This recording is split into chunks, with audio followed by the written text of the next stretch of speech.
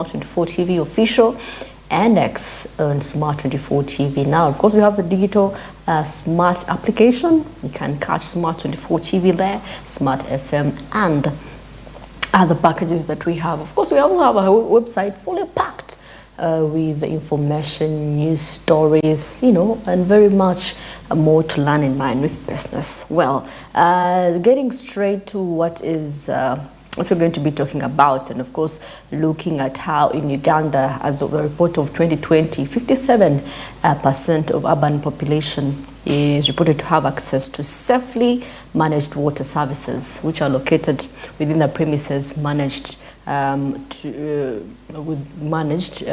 to 39% for safely managed sanitation. Well, now we're going to be looking at water management. How are we managing our water? Yeah, and of course we have 4 water management zones. We have that one in Western Uganda, we have Northern Uganda, Western Uganda, and of course we have Choga water management zone, which is located in Mbale. That is for those in Western and Eastern Uganda. Then we have Northern Uganda, located in Lira, that is the Upper Nile Water Management Zone. And of course, coming in, the Victoria Water Management Zone. It's in Mbarara City, yeah, in southwestern. That's for the southwestern region. Well, of course, when we talk about water management, we control the movement. We control the movement of water resources, looking at minimizing the damage to life and property, and of course to minimize the efficient beneficial use. How do you use your water? Yeah, do you leave it running just because we have fully power? There are areas that do not have water, and they have continuously created, there are different initiatives that government have been coming, even individuals, that have been doing to make sure that there are water in some areas. So when they are allocating for a community, some cases they usually allocate for water, creating boreholes so that there is accessible water. Because at the end of the day, like we used to read in school, water is life. We need water for very many reasons. So the debate was water is better than water, fire rather. Well, it was your choice to discuss on that. Well, of course, the National Water Policy was adopted in 1999 and sets the stage for water resource management and guides development efforts, which are aimed at improving water supply and sanitation in Uganda. Well, of course, so as of 2020, like I said, there was 16.65% that had access to clean water. With clean water, I mean the one that is not contaminated, one that is clean from underground. That is usually very clean water compared to the water that is purified, that is purified for consumption. Yeah, and of course looking at as of last year, as they reported, as 14 million Ugandans have no access to clean, safer water. That was from the Ministry of Environment. Yeah, the ministry. We are looking at the sanitation and the hazards of Ugandans living. So when you talk about water management, that is what we are talking about, the control and the use of water, in the different resources. So we shall be looking into the different initiatives that government has put in place. Yeah, and of course we've seen over time the issue with water has been a problem. People are complaining, depending on the area you're in. Yeah. So I think we shall be discussing on how we can both, share knowledge to make sure that we are living and consuming water that is safe for our own benefit and our own health. Yeah, because there's a lot of waterborne diseases you had diseases like bilharzia and the likes. So definitely we have a lot to do when it comes to water safety. Yeah. Well, of course, we are 12 minutes in, and of course looking at Uganda, which is predominantly reliant on agricultural products, which contribute 80% to the total exports here in Uganda. The challenge we have actually when it comes to water management is because we need this water for irrigation, which is not really enough for some areas, because some areas like northern Uganda is, it can be a little bit dry, very dry actually. So it is one of the challenges that we faced. So we've come up with different projects. Over 1 million people have actually benefited from these projects, coming to improved water sources, protected sanitary zones, and increased potential for water debits from natural sources. And of course, also 5,590 hectares of land, hectares of area were integrated for water resources, water resource management and development in selected catchment areas, looking at the management zones, water management zones. Like I said, we have Choga, we had Victoria, and we had that one of northern Uganda that we had mentioned earlier. So you look at the different zones that benefited. We see a lot has been happening. The Ministry of Water and Environment and National Water and Sewage Corporation, making these huge projects actually, getting also finances from World Bank. And of course World Bank through the International Development Association provided $145 million to Uganda water management and development projects. So for the different projects that you saw, bore constructions of boreholes, that was all Bank of Uganda doing those, helping promote, fund those initiatives, as we look for more ways of managing our water. And of course looking at water and sanitation, they go hand in hand. Well, of course that brings us to our morning call, and a lot is happening in the press. Let's get to see what is happening to the press.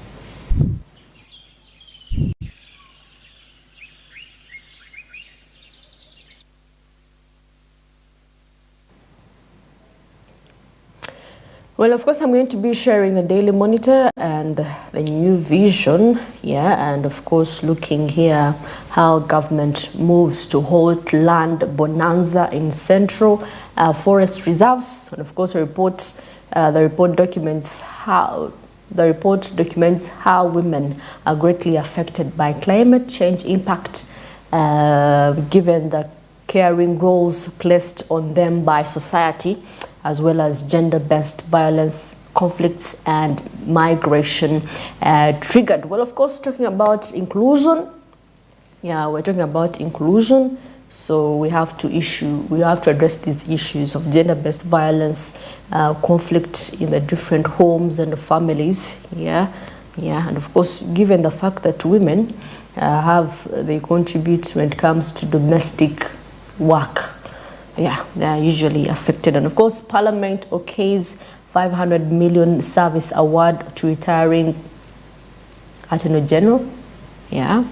That is also one of the top stories that we have here. And of course, two top ADF commanders killed in a week. Okay, good news.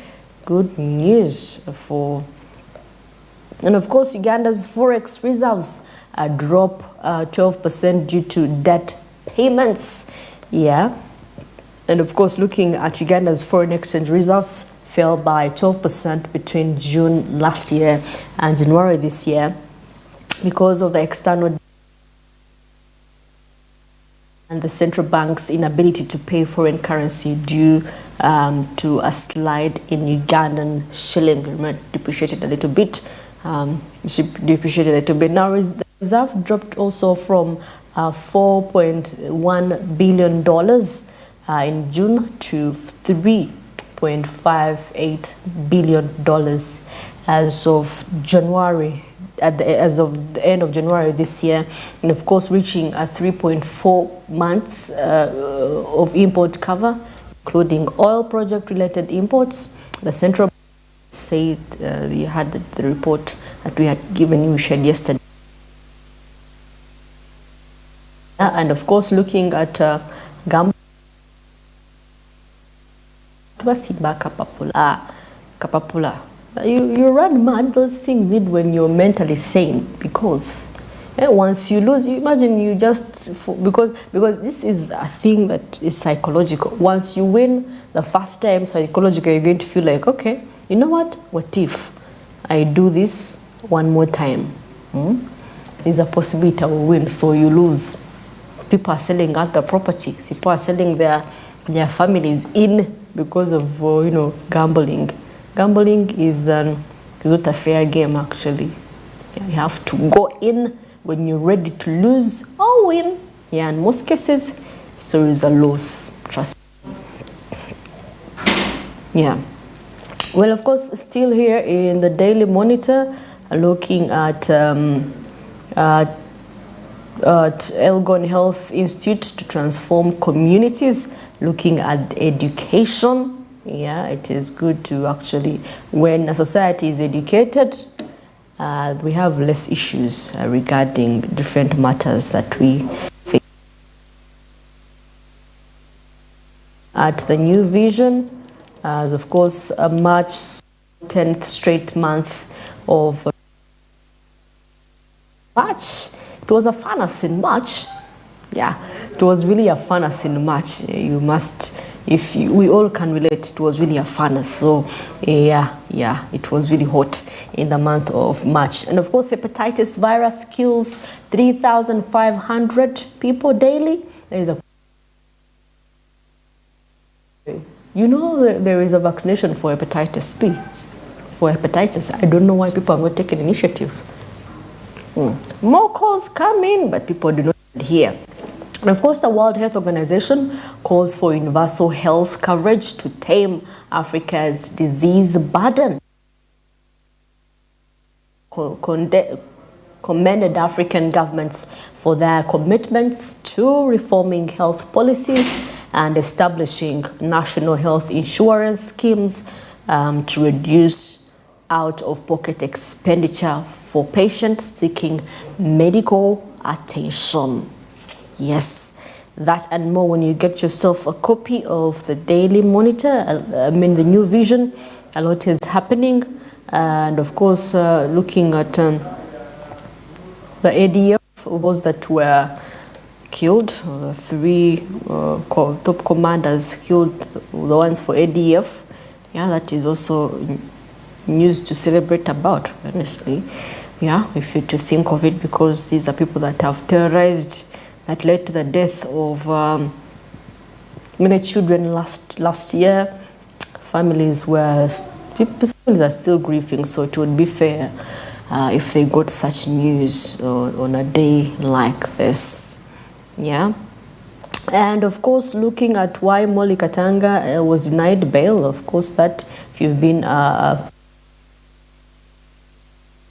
you grab yourself a copy and you can read through. And of course, here the Attorney General Mwanga, yes, and of course Parliament yesterday resolved to determine the post-retirement benefits of the Auditor General. Beg your pardon, I've been calling him the Auditor General, with an amendment which includes a one-off service award of 500 million to the outgoing senior officer John Mwanga. Yes, so everything all in his favor. Now the Auditor General shall, on retirement from office, be granted a chauffeur-driven car, or one-off payment of 20,000 currency points, that is approximately to 400 million shillings. Payable of a car security provided, that is according to Henry Musasizi, the minister. And of course, other benefits include fuel and vehicle repair allowances of 100 currency points, that is 2 million per month, and an official burial for the state upon death. So those are one of the benefits if you're working into government. Yeah, and of course, I'm very sure some of you are like, Sente nyingi. Oh, yeah, it is. It is. But I mean, if you chose, you fight for your own battles as well, because now these are people that are working in government. They're given privileges compared to you who's in the private sector. There's no any way you correlate government and private sector. Not any way they correlate, unless you've been, you've worked with government at some point. Yeah, so they agreed. Parliament okayed it, so that means opposition and this other side, they all agreed. Okay, they all agreed, so there was nothing. That is the one thing that they